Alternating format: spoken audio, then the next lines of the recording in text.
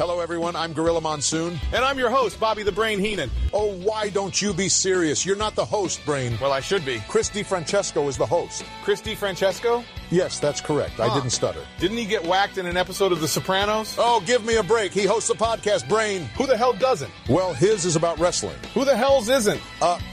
He talks about old wrestling. Wow! What a novel idea. Oh, give me a break. Next, you're going to tell me he's got a wrestling-themed name for the show? Well, Come on, Monsoon, spit it out. it's the Hot Tag Wrestling Podcast. So what? And it's starting now.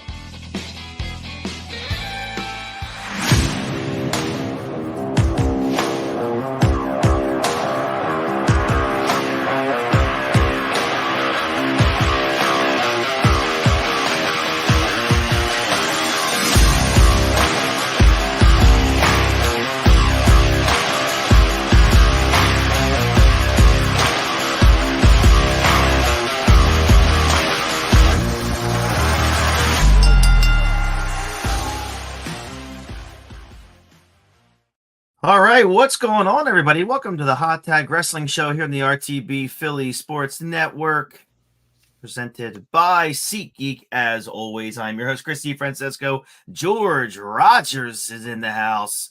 I'm in my house, and you're in your house. You're not. Yeah, you're in the house. You're in the house. Not specifically which one. If only I was in your house right now. Oh, I mean, it would be in your house. Yeah. So, and your house is better than the two shit shows we're about to cover. But really, even good friends, better enemies. I like that pay-per-view. That was a great main event. I literally just picked the first thing that popped in my head. I should have went with Cold Day in Hell. Yes, that was pretty. That was really Beware of Dog. Beware of Dog was the just the epitome of terrible. Yeah, as you all could tell, I'm using my wife's desktop, and the reason is, and I'm blaming her that I have to use this. So my wife travels for work sometimes. So right now, she's about to get on the plane to come home from Minnesota, and from Minnesota, her and I, Jesse the Body would be proud. So then, I'm sitting here this afternoon looking for my charger. We both have the same Mac laptop. So I'm looking for my Mac charger because my laptop's going to die. I got to charge it. I got to do some things for work, and then I got to do this show. And I'm searching all over the house, like, where is my damn charger? So I assume my wife has both of them. She packed both, I'm assuming. I call her in the middle of her event. She goes, hey, is there an emergency? I said, yes. So she goes, what's wrong with the kids? I go, oh, they're fine. The emergency is, I believe you have my laptop charger. No, of course, every wife or woman or fiance or girlfriend's going to say, I wouldn't do that. You're just not looking hard enough. So that's what she says to me. Look harder. It's probably in this top drawer here. I said, no, I would know this gigantic cord was in front of me that's specific to my Mac laptop. And she goes, well, it's not in my bag. I just have, as she's going through her bag, she goes, I know for a fact I just have my, oh, wait, I have both of them. Ah, you have sabotaged me, woman. And so, yes, I have to use her desktop, which I hate using because, one, I don't like staring into this camera straight ahead because it's high up. And two, I just don't like a desktop because it's like, George, you probably know this. It's really tough when, I do 500 episodes of podcasts on my laptop, and then you move that dog bowl right away without even giving me a warning. It's like, what do I do here? Yeah, you're like, I don't even know how to use this. Yeah, I have no idea how to use this desktop computer. You're sitting here, you're telling us this story about how your wife took your charger, and then you have your coffee cup right there. It's honestly, I'm just gonna start calling you Regis from now on because that was, you're like, oh, my wife Joy, she took my laptop charger. Well, listen, as long as I can... Great story, Reg. Yes, that's correct. So yeah, we're here. We're in week 5, I believe, of the War Room as we are going back week by week. and going over WCW Monday Nitro versus WWF Monday Night Raw. We are covering the Monday Night Wars week by week in order. We're not covering the pay-per-views, although I was thinking about maybe doing a bonus episode on the weeks that there's big pay-per-views. So like at the end of this month, WCW will have Halloween Havoc. I would maybe want to do a bonus episode of covering that and going over that Halloween Havoc, since we just went over the 4 or 5 weeks of Monday Nitros leading up to that pay-per-view. I don't want to cover In Your Houses or anything like that, but with November coming, we could do Survivor Series, things like that. I mean, that's something George and I will talk about. Again, it's a matter of finding time to do that. The Phillies are over. I'm off from doing any other podcast really until February. So this aren't you still doing the Green Gang or wherever the Eagles? I mean, I'm going to do that. One? I'm going to do that when I can, but that's why I have Brad and John to do those shows. If I have time, I will hop in and do like a post game show. But during the week, man, I mean, this. You work a ton. I work. I have the two kiddos. Their sports schedules are officially starting in 2 weeks. So it's. I don't have control of my days anymore, which is fine. It's great, but you never had control. It was all an illusion. It's all an illusion. I just, I feel like Kazarni half the time. I just don't know what world I'm living in. Yeah, you look it. I appreciate that. So yeah, we're gonna try. So I'm gonna be able to dedicate as much time as I can to the Hot Tag Wrestling show here on this network. And if we could do some Survivor Series that fall in order with the coverage, that'd be great. I think that's something that'd be really cool, because it's basically the climax of all of the Nitros or the Raws we've been covering. So I'm looking forward to doing that. But I do want to kind of start things off because quite a lot of stuff has been happening in the wrestling world. Dynamite had 323,000 people watch their show. Hey, good work. NXT is riding a hot streak right now since going over to the CW, which was expected, but I think they're doing great ratings.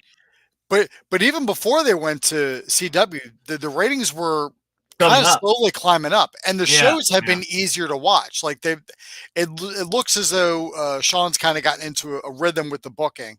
So like the NXT shows are a lot easier to watch now.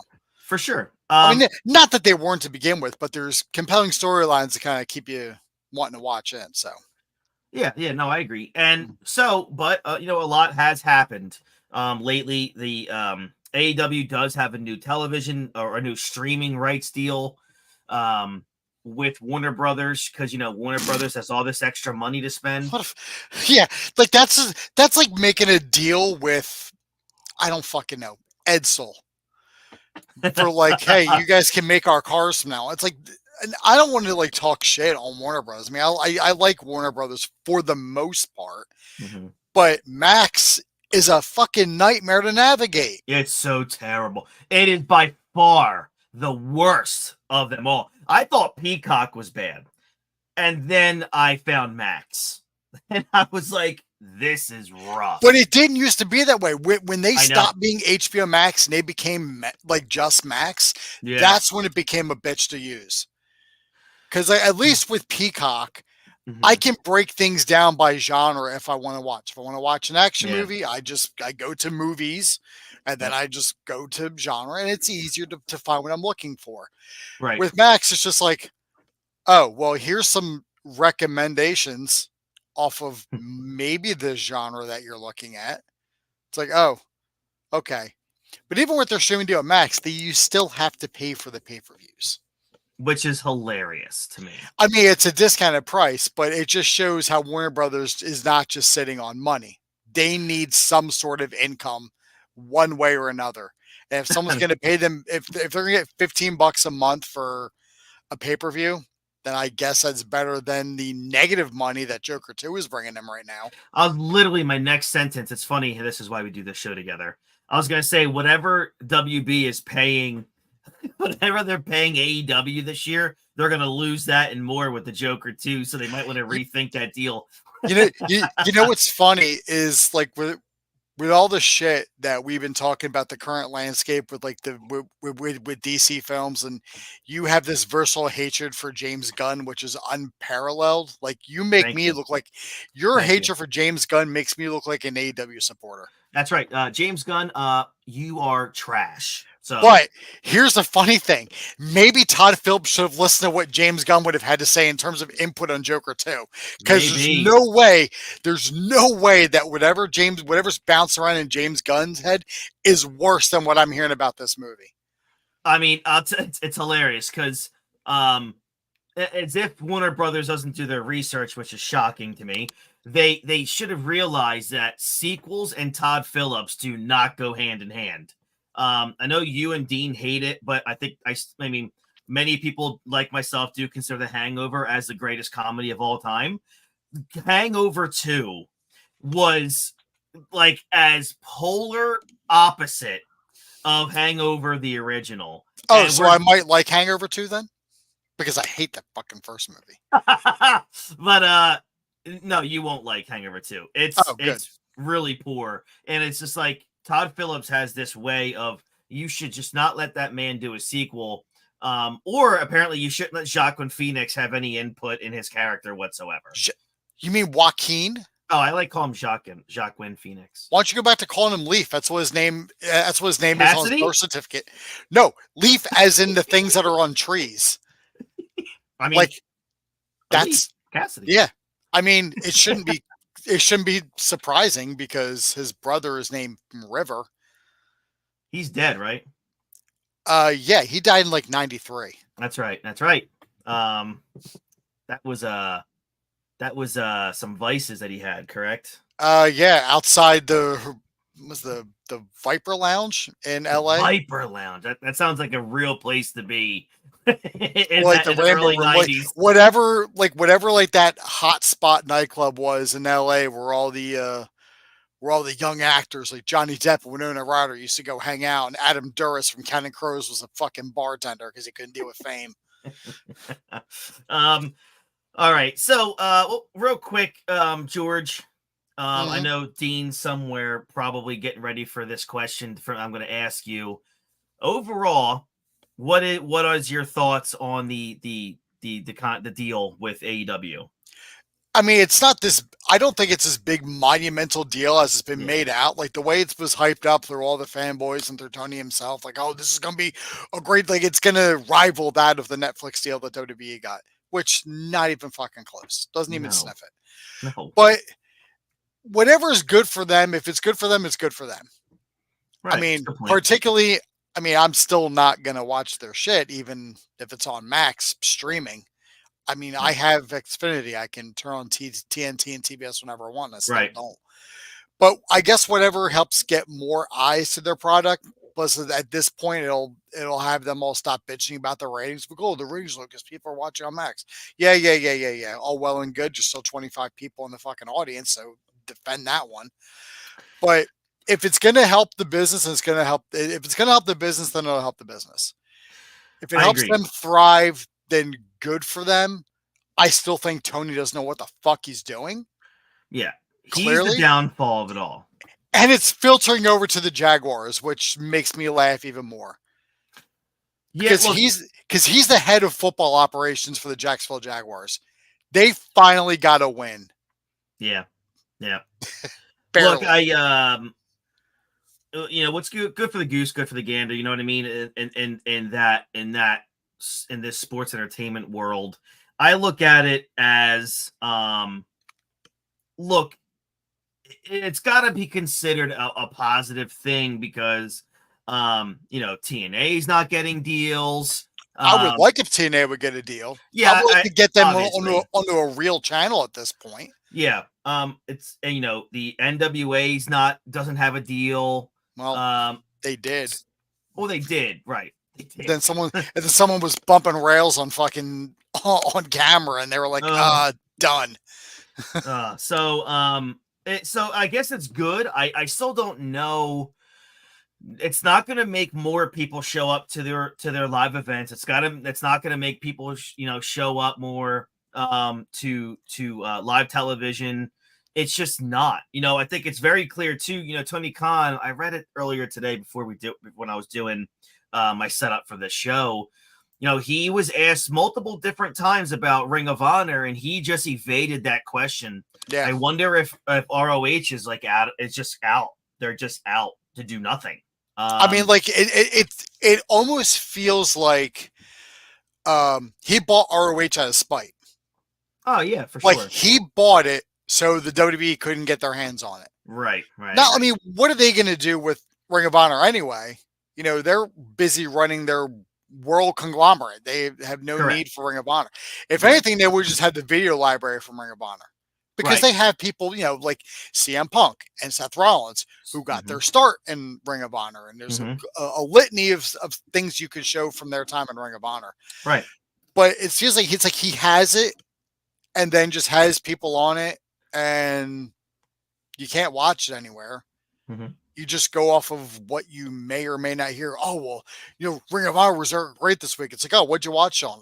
Somebody's Twitter feed that was backwards and in Pakistani. It's like, oh, all right, good work then, I guess. But like you have this viable company that has, I mean, like there's a lot of reverence behind Ring of Honor. It's a known name, the biggest name in the indies. And you're doing nothing with it. You bought it just so somebody else couldn't, but you're not doing anything with it. Like, yeah, you got people on there who hold titles. Like, I guess Mark Briscoe is their champion. I don't know. Maybe. I think the wrestler formerly known as Ember Moon is their world champion, or is their women's world champion. I think, but I don't know because you don't hear anything about it. There's never any talk. So maybe do something with Ring of Honor, Tony. I don't know, but I will say this in terms of the Max deal. And Chris, you see it on social media, and I have too, and just people around who just kind of want to distance themselves from Warner Brothers. Nobody wants to say David Zaslav's name in public. It's like Voldemort. They don't even want to mention his fucking name. But Tony's walking around wearing a Warner Brothers hat, like preaching his praises. Like, dude, you're the only person defending David Zaslav right now. Well, because Zaslav's the only guy he was able to manipulate. I'm sure his dad stepped in and said, we'll give you exclusive rights to Jaguars games. We'll send you a Trevor Lawrence replica jersey if you take my son's wrestling program. No, it'd be like Blake let him something. Let him play with some action figures. That's what he's doing right now. They're just real life. We'll give you a streaming deal if you promise to hire Dave Meltzer as our PR representative, and even Zaslav probably nipped that one in the bud.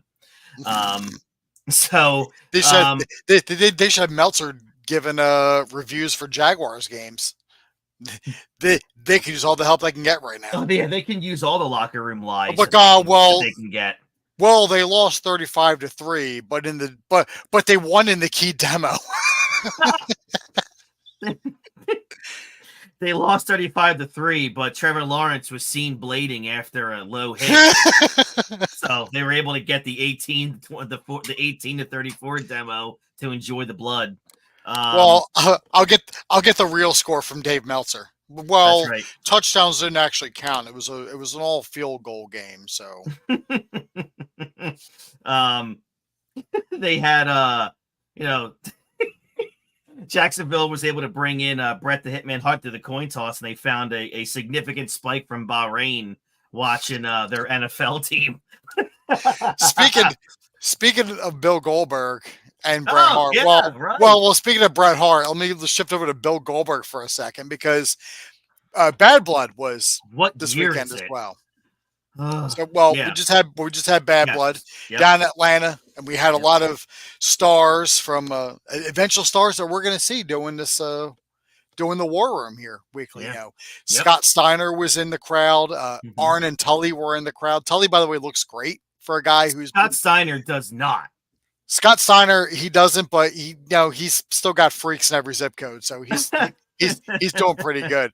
He But they does. showed Bill Goldberg, and then and Triple H came out and he announced that there's a new title that everyone rolled their eyes at, and I don't Yeah. care, whatever. If it gives the Saudis something to shut up about, like when they have something over, like, oh, why don't you defend your titles over here? Well, here's a title now just for you that will defend only here. Where you just have That's right. where like the two top champions will face each other, and the winner gets this crown jewel title. No Yeah. actual titles change hands, so it's No. fine. I got no real issue with it. Mhm. But Gunther came out, and there's a new title, and he's got his eye on it, and he should hold every belt. I don't even care. But keep putting a microphone in this man's hand, because he is a great heel, and I'm loving every minute of it. I mean, Undertaker, I don't know who listens to the Undertaker podcast. I do every week. It's terrific. He is the ultimate fanboy right now. Oh, he's singing the praises. He thinks Gunther is a complete throwback and is exactly what the world of pro wrestling needs. And I agree. Like, even when he came out, he's like, oh, Goldberg, it's like, even though I said you're my second favorite, I need to set the record straight. I just hope you're a better father than you are a wrestler. I was like, wow. Yeah. I was like, I don't even know if that was a planned spot, but Bill didn't look too happy on that one. Brett was probably loving it. Yeah, that's true. I will say, Bill Goldberg's 57. He looks pretty damn good for 57. He's looking good, but old. don't you dare give me Goldberg versus Gunther. I don't want that match. Oh, we're getting it at some point. I mean, there's no other reason to do that skit if you're not setting something up, right? Hey, look, do it in Saudi. Do it in Saudi. Yeah. Well, no, because if they're gonna have Gunther versus Cody, it's in Saudi for that. Not this one. Do it at a further one. This is what I want you to do. You do Gunther versus Goldberg, but Bret Hart comes in and screws Goldberg in the match. Bret super kicks him in his head, and it ends it. All while he has his hand in his pocket now, because that's how Bret just stands with one hand in his jean jacket with pocket. Nasty looking wet hair. That's just how the Hart hair looks. He's just a pillar of fashion. But the final boss made his return. He didn't say a word. He just stood there at the top of the ramp. He signaled. He did it at the people's eyebrow. He signaled, the neck slash. Then cut a 7-minute promo on his Instagram and Twitter, where he, talks about Cody, Dusty, but hates his son. That was hilarious. And then looked at a picture of John Cena and said, "Go eat some Fruity Pebbles." Yeah. What do you think? What do you think's going to be culminating? I don't know. Maybe we get something. I mean, we're about a month out of Survivor Series. Maybe we get something like, just kind of maybe spitball a little something here. Maybe we get Rock, Roman, and the Usos against the Wolfpack Bloodline. Yeah. And then maybe that's where Dwayne turns on Roman. Mm-hmm. And then, says that he's been, pulling the reins with Solo the whole time. Yeah. Yeah. Because I could see that. Yeah. So I could definitely see that. I obviously there's no doubt that The Rock is just going to stay as a heel and go up against Roman, and then probably culminating at Mania against Cody. So I'm very interested to see where this all goes, what these promos are going to look like. Is The Rock going to take a back seat like he did with Roman, or is he going to come right in and just take over for Solo Sikoa and everybody else and be that mouthpiece? Because the new bloodline, they need that mouthpiece with The Rock. I will say this on this new bloodline. If the real plan is to have Dwayne versus Cody at WrestleMania, then what you need to do is build Roman and Jacob Fatu for Mania also. Yeah, I agree. Because that's the match people really want to see, because they haven't really gone head to head and they've been trying to keep them apart. I mean, if you listen to that idiot fucking Meltzer with his papers all floor, they're going to keep Jacob and Roman apart as much as they can. And then like the very next week, like Jacob helped attack Roman. It's like, you're wrong, idiot, again. But I think that's what you're going to do if you're not going to do Rock Roman yet. And if you're not going to give Roman his title shot again yet. Right. But I think you have to. I think that's what you build to. I think you do Roman and Jacob Fatu. I don't know what you do with Solo. I don't give a shit. I don't care what you do. Don't care. Maybe you do Solo and the Tama Tonga Loa against the Usos and I don't know, Sami Zayn.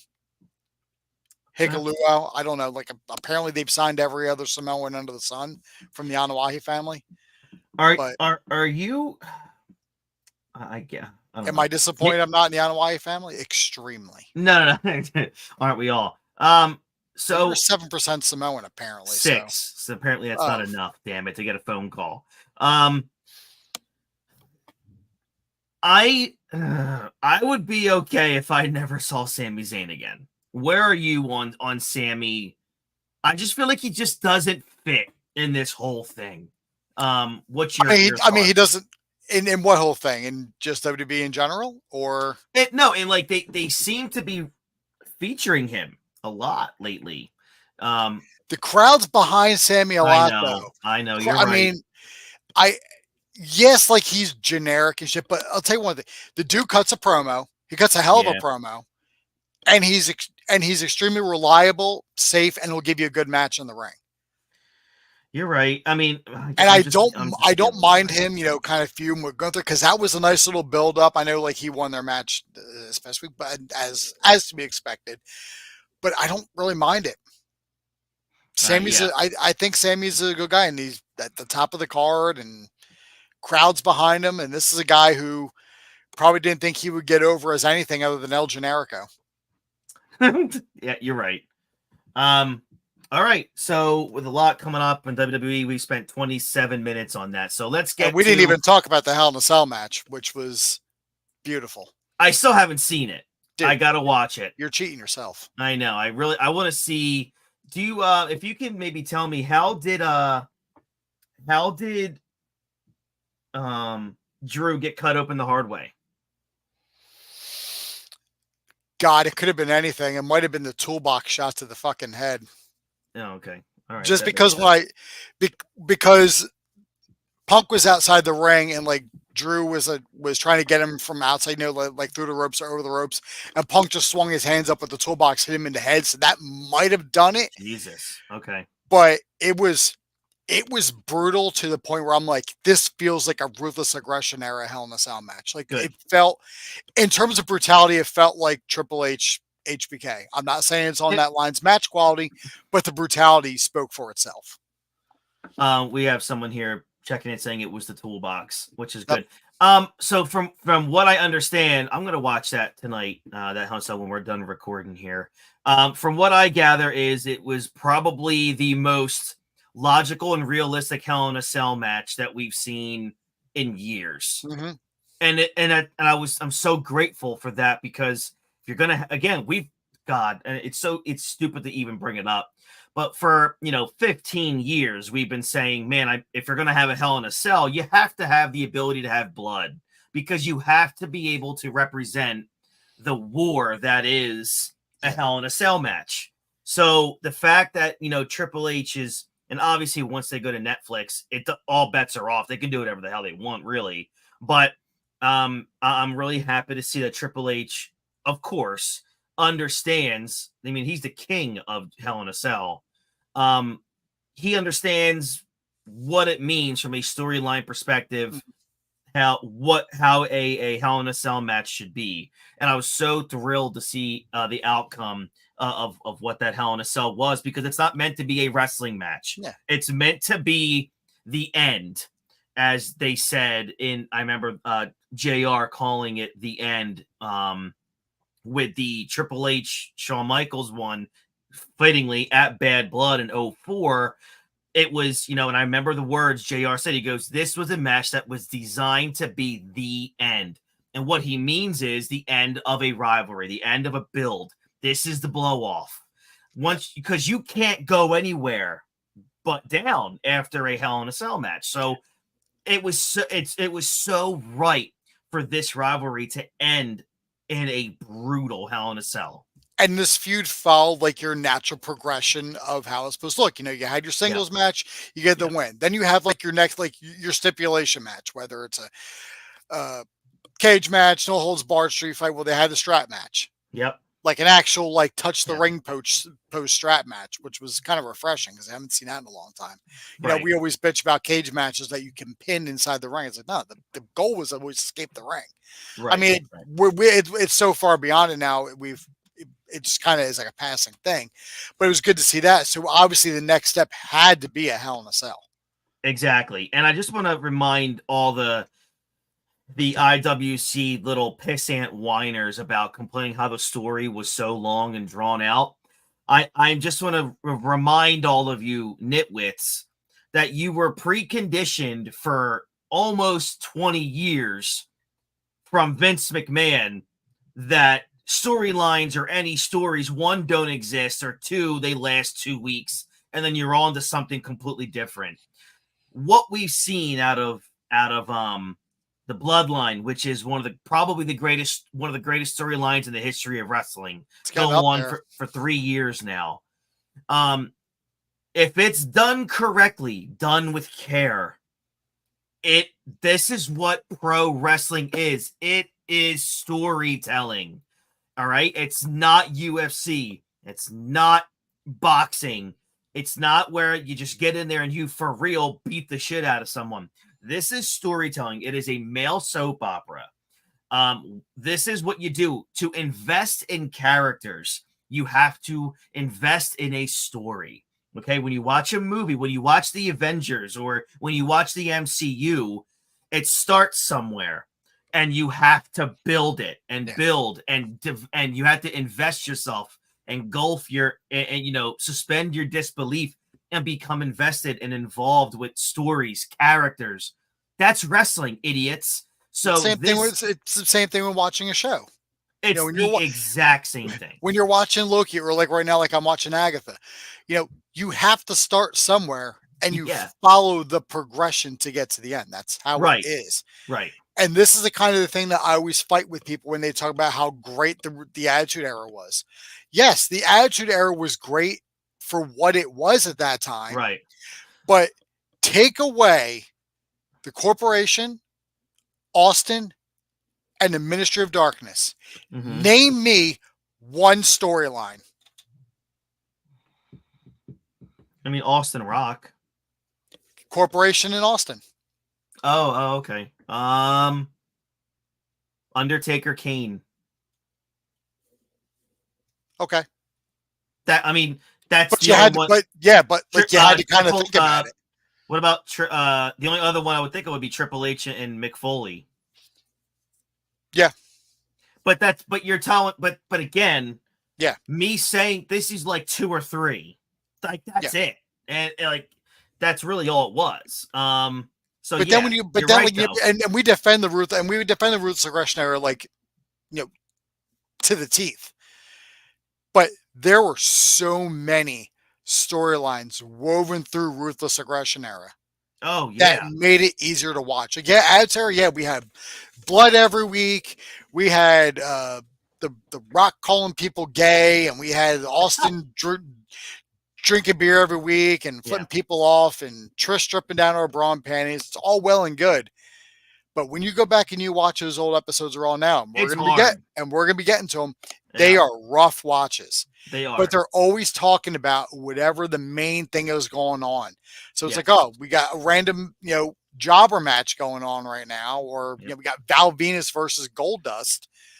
They're not talking about Val Venus and Goldust. No. They're talking about, what's going to happen when Mr. McMahon comes back out here later, or the Rock is scheduled to be here, or something like that. We're not hearing anything.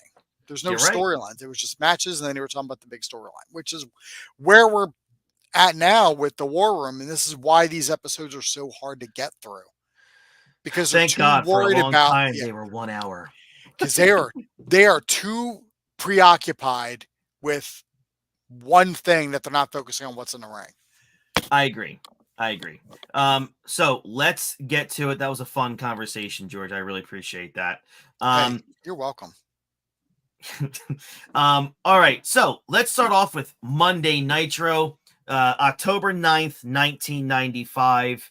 Again, that was 29 years old yesterday. God, yeah, man. So last week on Nitro, we represented a double main event. Lex Luger saved his WCW career by defeating Macho Man Randy Savage with a little help from the Giant. Ric Flair and Arn Anderson went to a finish that was so confusing that I don't even know if Flair won by submission or even count out. I don't know. I don't think anyone knows. I don't think, I don't know. And then last but certainly not least, the dignity of Hulk Hogan was raped as the Dungeon of Doom shaved off his mustache for reasons beyond, I guess he was filming, Santa with muscles for all I know. I think it was Secret Agent Club. Now that's good. It was where he wore a wig. That was so bad. That spiked hair wig. I know. I mean, it's crazy. And then over on Monday Night Raw, at the same time of this show here, a hot 6-man tag match between HBK, Diesel, and The Undertaker against Owen Hart, Yokozuna, and Davey Boy Smith. Ain't been anywhere. Yeah, literally. anywhere. I mean, literally. No, you're right. Exactly. With all those guys. So this show here is live from Chicago, Illinois. Eric Bischoff, Bobby the Brain Heenan, and Steve Mongo McMichael calling the action, as always, sounding awful. I mean, Mongo was so bad. Hey, they're wearing Bears jerseys, though, so don't you worry about that. Damn right they are. No, Heenan looks so fat in that Bears jersey. Can I just point that out real quick? Yes, of course you can. I don't want to be mean, but he looked doughy as fuck in that jersey. Doughy. Like, he looked like JR wearing the Sooners jersey. Oh, that's funny. Sting makes his way to the broadcast area and promises to solve the differences between Lex Luger and Randy Savage. He's a very, very nice guy. Dude, how many weeks in a row did it feel like we were just literally watching like the same 3 or 4 dudes and doing the same thing every week? It still feels like that. I know. I don't know if WCW has anybody else on their roster at this point. I know. Because I haven't seen anybody. The only other people that I know, it's Arn Anderson and Ric Flair, who are and Brian doing Pillman, and Brian Pillman, maybe. Oh, and Pillman. That's right. It's Pillman. Yeah. All right, let's switch over to the other side. Raw for like the 900th week in a row is from the Grand Center in Grand Rapids, Michigan, in front of a packed house of 1,500 people. Vince McMahon, Jerry the King Lawler are your broadcasters here. We're showing a video from the Survivor Series press conference with Shawn Michaels just tearing up over doing work with kids. It's crazy. It was rare to see an emotional HBK in the mid to late 90s, but it was very clear here that they were definitely beginning the positioning of putting him as their top babyface. So the seeds are being planted right there. And right off the bat, on Monday Night Raw, we have basically like the main event. Yokozuna and Owen Hart and the British Bulldog versus The Undertaker, HBK, and Diesel. Dude, we talk shit all the time about the WWF roster in 1995. Look at this. Like, look at these 6 names in this match. Like, are you kidding me? Now, were they Camp Cornette at that time? Or Camp Cornette, yep. Because I don't remember hearing them even say Camp Cornette. Yes, it was Camp Cornette. Yes. They didn't say it, but yeah, they were part of it. Yeah. What was your thoughts on the match? I thought it was solid, but usually with an HBK match or Owen Hart being involved, it always reaches that next level. This did not. Do you think it's because of the other guys that were involved here?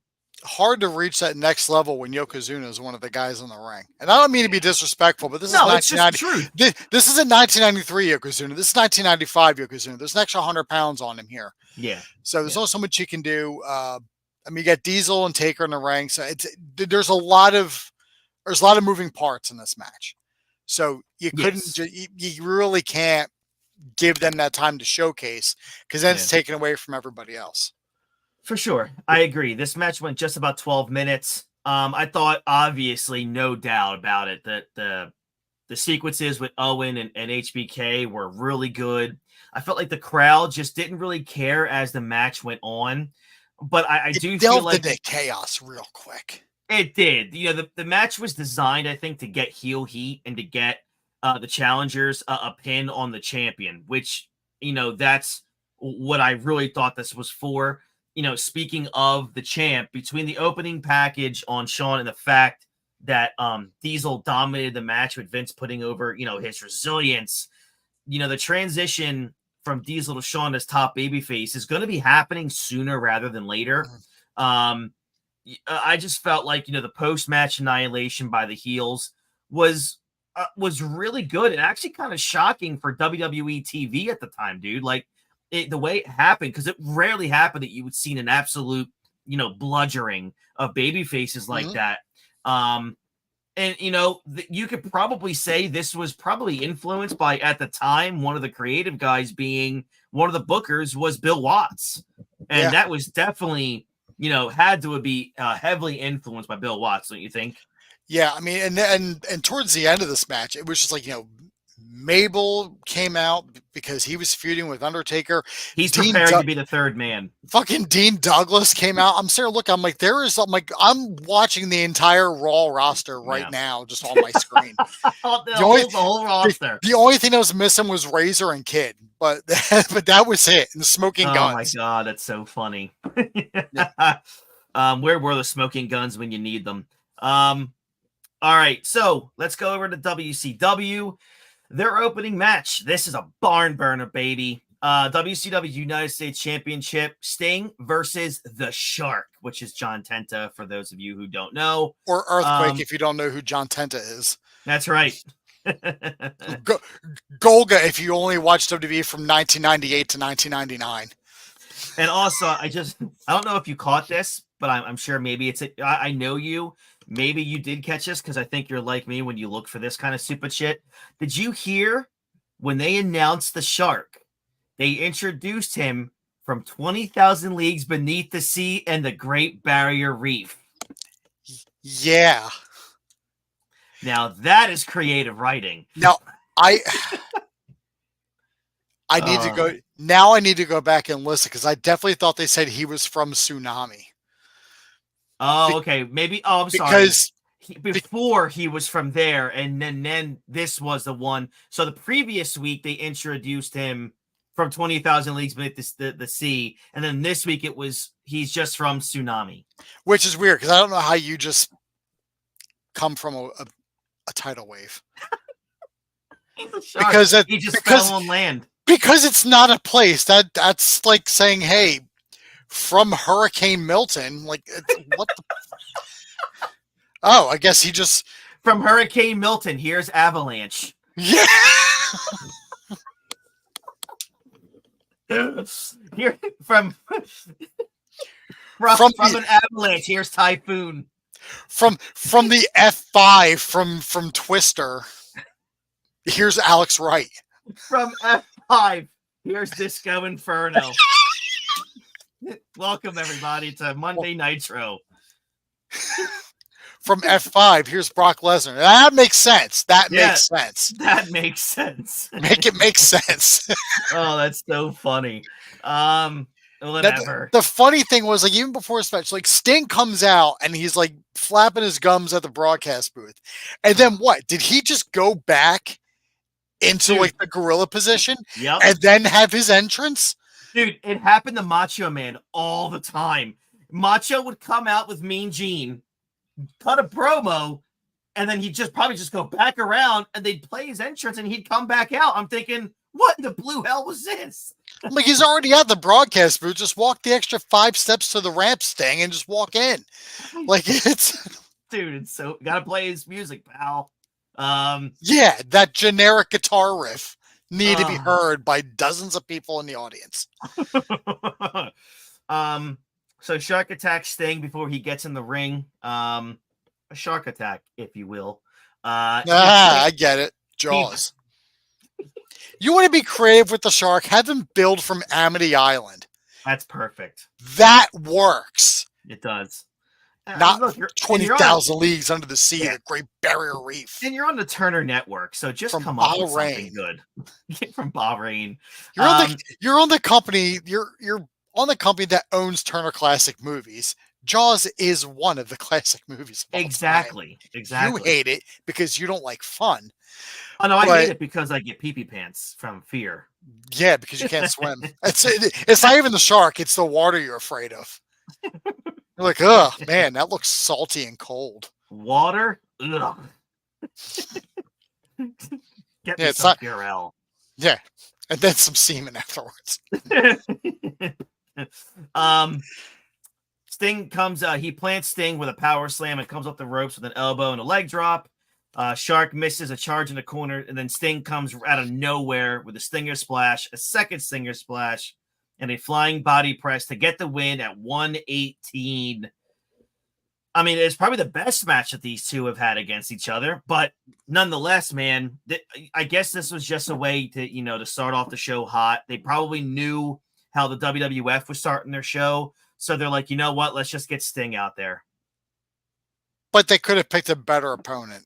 Of course, they could have picked a better opponent. They could have picked an opponent who would give you an extra 3 minutes in the match. I agree. I mean, it doesn't really do much for the United States title if it's being defended in a match that's a minute 18. Yeah, for sure. Totally agree with you. All right, so over on Monday Night Raw, we got clips from last week's Bret the Hitman Hart versus Jean-Pierre Lafitte match with Bret, of course, being victorious, but afterwards getting into it with Jerry Lawler and Dr. Isaac Yankem, DDS, coming in to attack Bret. Of course, this leads to a steel cage match that's going to be happening on next week's episode of Monday Night Raw between Yankem and Bret. We are then shown the last several minutes of the Bret versus Yankem match from back in SummerSlam. A weird placement. They must have had nothing much for this Monday Night Raw to play this match. I fast forwarded. Oh yeah, so did I. I was like, I saw this match once, and it was once enough. I agree. I'm sure Bret felt the same way. He ain't Kane yet. He ain't giving me Kane matches. That's right. And then we get to Skip, which is Chris Candido, with 1995 Sunny, dear Lord. Oh, versus my Lord. Versus Fatu. Which answers my question from last week where I said, hey, are the head shrinkers still around or has Fatu become Make a Difference Fatu? And my answer, and I got my answer. Yes, he's Make a Difference Fatu right now. He's Make a Difference Fatu. This match goes around just under 6 minutes. What was your thoughts on this one? I thought it was kind of dull. You have a baby face here with a heel who loses practically to everyone. I felt like, they just did a time filler with the last few minutes of Bret Hart and Yankem at SummerSlam. This kind of felt like another time filler. I don't know what you're doing here. I don't know either. I don't get it. But seeing young Rikishi in these matches, I'm like especially Make a Difference Fatu. I can see where the inspiration for the Usos came from. Yeah, because you could give Jimmy or Jay this gimmick now, and it works. Just it's the same. I mean, and I forgot how much like the Fatus really just look alike. Because young Rikishi, it's like, oh, I'm just looking at a fat Jey Uso right now. Back on Nitro here, we got Sabu versus Mr. JL. Dude, again, it is Jerry Lynn, by the way. Yeah, I made a mistake last week. I thought it was Jerry Flynn because I didn't think Jerry Lynn ever went to WCW. So that was my gaffe. But you can see where I can confuse Jerry Flynn and Jerry Lynn. Yeah, so Sabu gets the win at just under 4.5 minutes.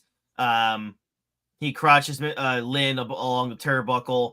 The Hurricanrana misses, but then he recovers a counter, a Hurricanrana with a power bomb and a camel clutch at again, just around 4 minutes and 30 seconds.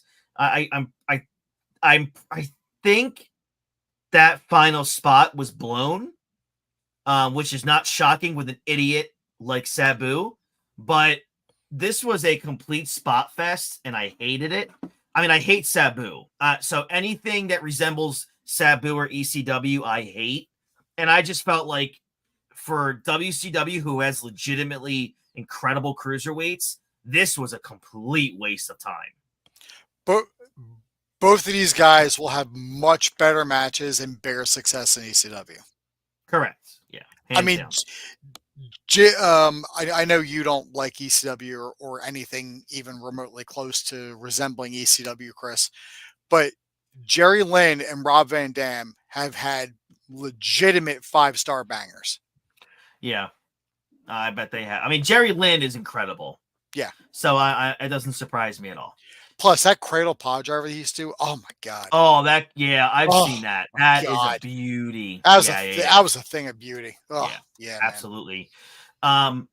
So Mean Gene is in the ring here with, again, already our second appearance with Sting.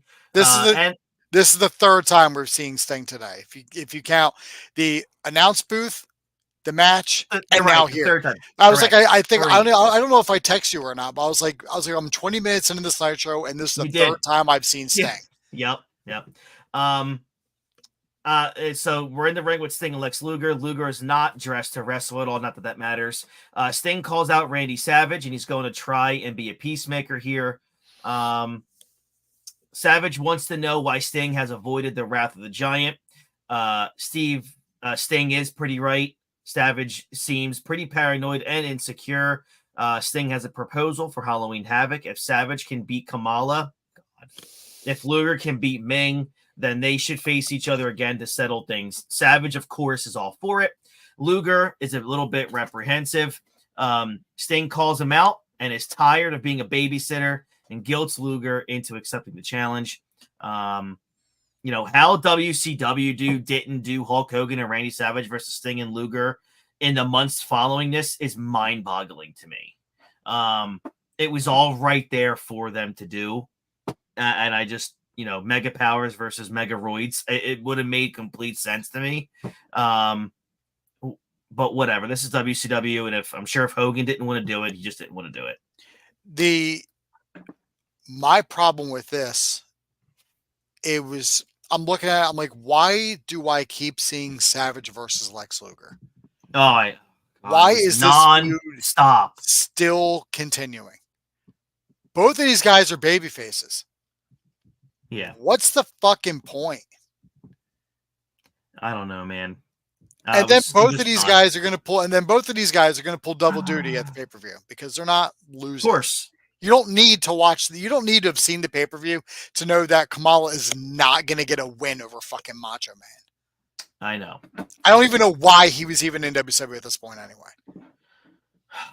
I'm with you, dude. I don't understand. There's so much about this era. Like, it was so cool seeing all these huge names in one spot on WCW because it was great.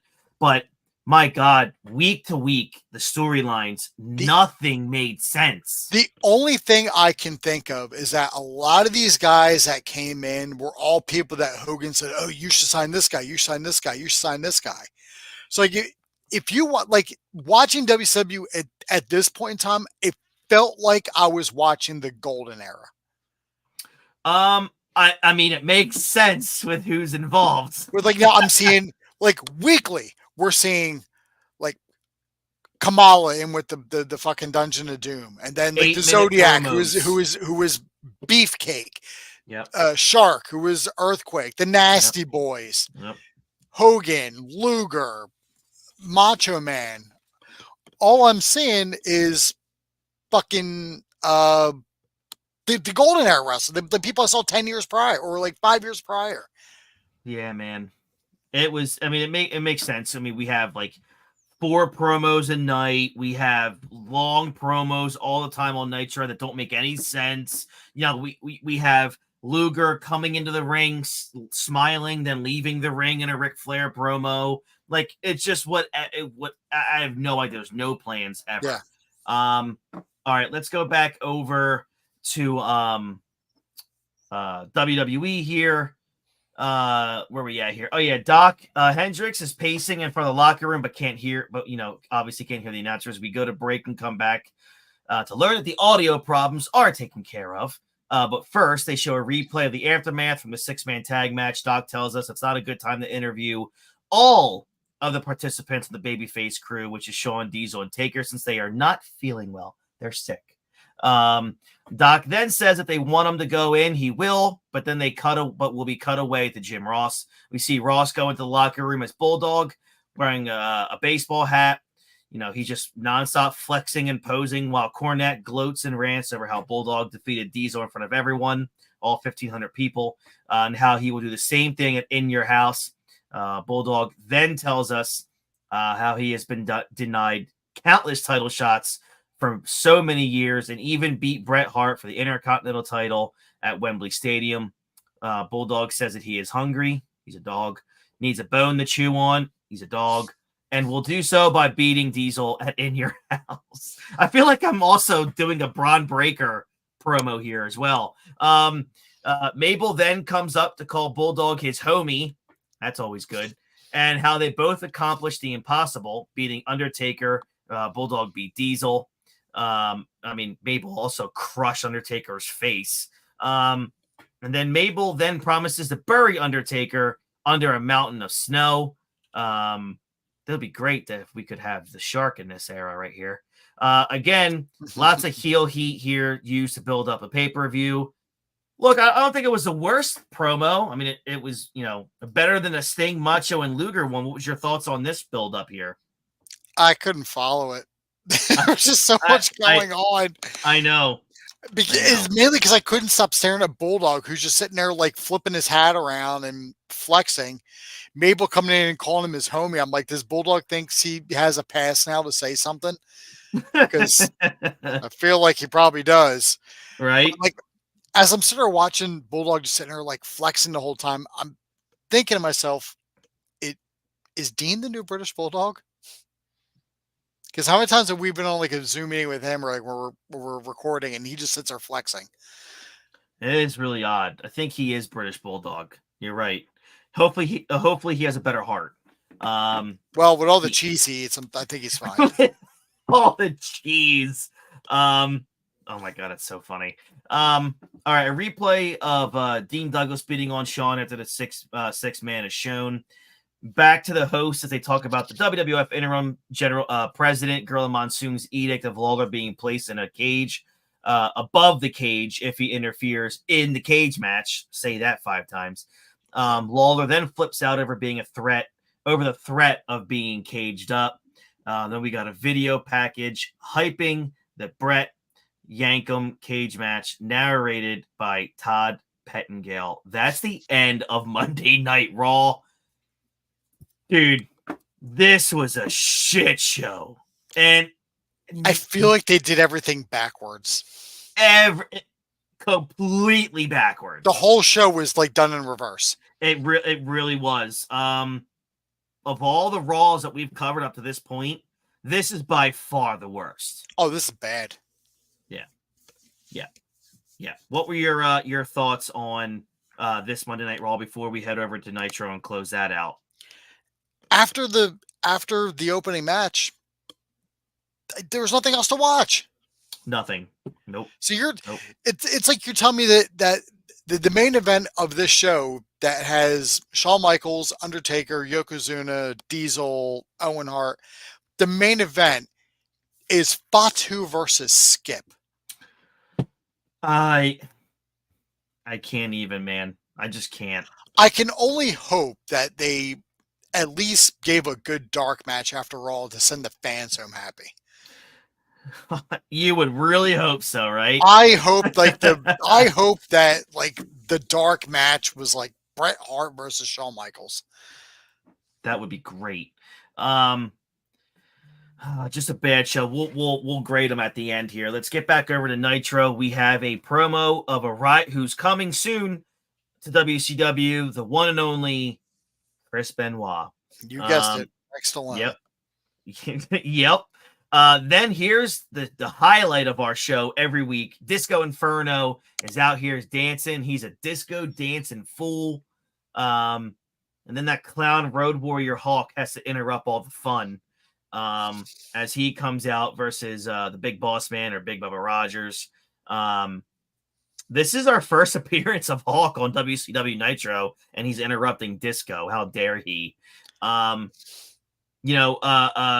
This was whatever. This was a count out after a minute 40. Another filler. Disco stole some kid's hat and put it on Road Warrior. Oh my god, it was so funny. Yeah, I want to know. I want to know, like, what kind of drugs Kevin Sullivan was on when he booked this Nitro, because I don't understand why you're putting any member of the Road Warriors in a singles match. Oh boy, I don't know, man. Like, this was something, and I just have no idea what the hell. Both of these shows are just fillers after fillers, and it's just crazy to me, man. It really is. So now here's a real point of Nitro, because it's time for the brother man to come out.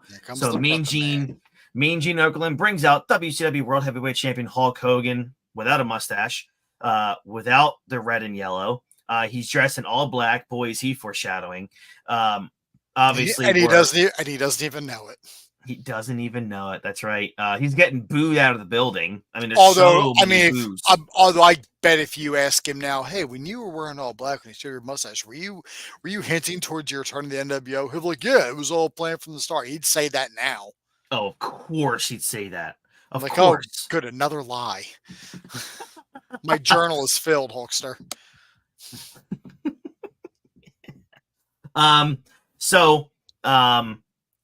He says he's going to stoop to the levels of the Dungeon of Doom. He continues calling Giant a no good, nasty, and stinky. Well, what's with constantly calling him stinky? It's like the third interview in a row he's a stinky Giant, but whatever. Hulk gives a promo about the history of Hulkamania and makes a not so subtle reference to a promoter in the New York area. This went on about 5 minutes too long. We're obviously running out of time. I'm sure that this asshole, of course, does whatever he wants, which probably cut into the main event. Dude, what was your thoughts on another just terrible Hulk Hogan promo? Just another, more of the same from Hogan.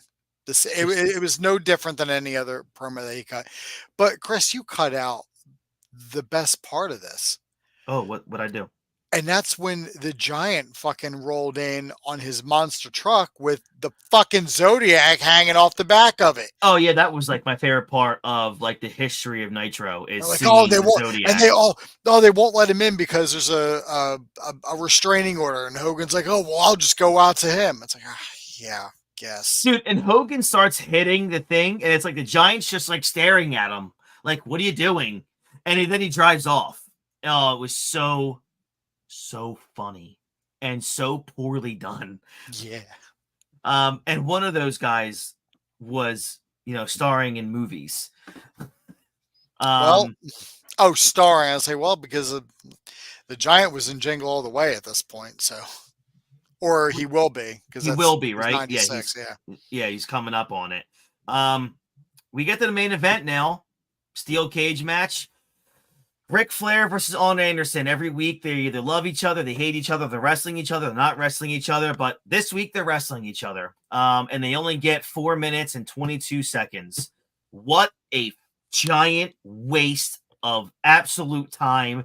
They've been advertising this match for like 2 weeks. It's inside a steel cage. They give them less than 5 minutes of TV time.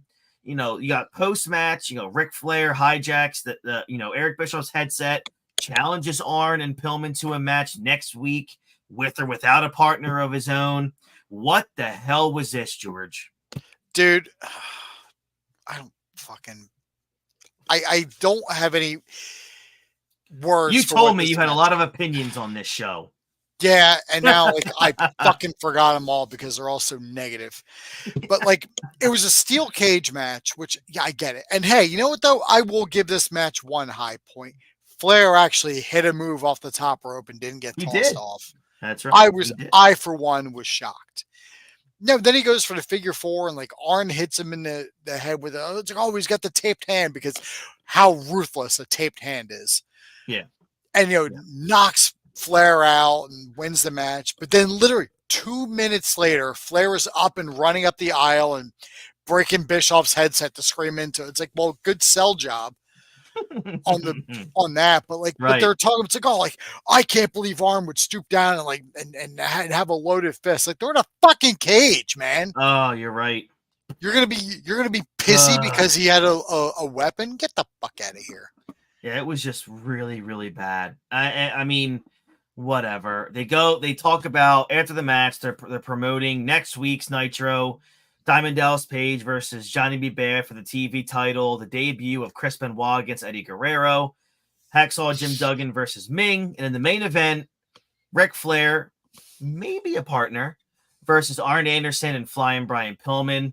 God, this is just I mean, these two shows, Nitro and Raw here this week, bad. Just, I mean, I'm not sure you can get any worse than these two shows, George. I mean, if I'm grading both shows, they both get an F. I agree. I mean, there's no way I can go above that. But we have to. But here's the bitch of it. We have to pick which one of these shows was better. I'm going to say WCW. That's like asking, hey, would you rather have chlamydia or gonorrhea? You're definitely going to get one of them. So you have to pick the one that you want. It's like, oh, God damn it. I got to pick cancer or Parkinson's. I don't know which one I want. I guess I'm going to go with Nitro. I mean, they had more wrestling. As bad as it might have been, they still, we were able to get a couple promos in here with Sting and Luger and Savage, and Hogan was on the show. Got a monster truck. You did get, Flair and Arn Anderson. You had a build up for the following week. Man, if you're pulling my arm, I would say both shows should have just skipped the week. But I'm gonna have to say WCW by the slimmest of margins. Yeah, same. And the only reason why I'm giving it to Nitro is because there was like 7 minutes on Raw that was just a match from SummerSlam. And then they go to a Candido match that was another just time filler. Yeah. And then they go to a backstage long promo with Bulldog that accomplishes nothing. They go to Doc Hendricks, who's not going to talk to the baby faces who just got their asses whipped because they're not feeling well.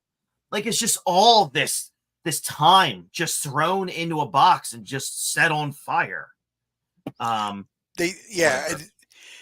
Even if, and from a logic standpoint, just because of this time of year and the people that are in that locker room, hate to break it to anybody, but Taker ain't hanging out in the same locker room as Diesel and Shawn. No, he's probably somewhere with Yokozuna. Or at the very least, he's with Paul Bearer in the bowels of the fucking building. Yeah. Like, he's not in the training room. He's like, hey, man, I can't believe we lost that match. Hey, I'm not feeling up to an interview. Yeah. You want to, like, funny. You could have had, like, Paul Bearer come out and, like, push Doc Hendricks away and be like, or like, so, or something like that. Like, Undertaker doesn't want to talk to anybody, but he's building a casket big enough to bury Mabel. And then Mabel will emerge 3 days later on Nitro, and he'll be the third man. And that's right. Yeah. Look, I again, Raw was just about it squash matches, time fillers. I just felt like the nonstop. I felt like I was just in a nonstop cycle of commercial breaks at random times. We're less than 2 weeks away from the next pay-per-view. I felt like the hype wasn't that good. Just overall from WWF, just not good. And over on WCW, it wasn't good because they were just trying to fit everything into 1 hour. And the worst thing they could have done, the one thing that wasn't needed, in my opinion, was that Hulk Hogan promo. It wasn't. You could have saved that for next week. I just thought that really halted the show. You could have done like a pre-tape segment. Yes. You could have done that. That would have worked so much better. Or even better, just to kind of build up. You just have Mean Gene talk to Jimmy Hart. And then Yeah. have Jimmy Hart be like, "Oh, I haven't talked to Hulkster in a week. I Yeah. don't know what's going on." Build up the fact that Hulkster was just emasculated the week Yeah. before. Yep. Build up. I don't want to see him the next week without the mustache, cutting the same promo that he cut before with the mustache. I agree. 100% agree. All right, so I guess we both agree that Nitro wins by the slimmest of margins, but both shows were just the worst that we've covered yet. It won, but it didn't deserve to win. I agree. That's the thing. It's like a football game that ends 3-0 on like a last second field goal. That's a really Nobody good, deserves to win. Right. We're all losers at Yeah. that point. Well, in the ratings, they evened out at a 2.6 each. Next week's Raw and Nitro, Raw won 2.6 to 2.2. We're gonna go over that. And we're gonna start getting into some weeks where Nitro starts really kind of taking over a little bit. So we're gonna get into that eventually as we get into October and build towards Halloween Havoc. So looking forward to next week's show. If you're watching on YouTube, please like, subscribe, and ring that bell for notifications when another show is going to be popping up here. George, like I always like to do with you guys, you are the co-host of the Multiverse Movie Podcast. You guys just did Dawn of the Dead. What's coming up for you guys during the 666 weeks of horror? Well, Christopher, we haven't recorded yet, but we're ready to. It was a little busy this week. I started a new building. The Phillies were in the postseason. Yeah. And just life gets in the way, so we just weren't able to shell a recording out until tomorrow, which we will be doing The Conjuring 2. Nice. And then we're also reviewing Village of the Damned, which is a John Carpenter movie from 1995. Very good, a little underrated. But I've never heard of it, so I'm interested in seeing how that is. It was the last movie that Christopher Reeve did while he could still walk. Oh, okay, all right. And I don't mean to say that. I don't know if that came I know. I negative. understand. No, for sure. It was the last theatrical movie that he did. I think as everything after the accident was TV. It was like a TV show appearance, or like a made for TV movie. Okay.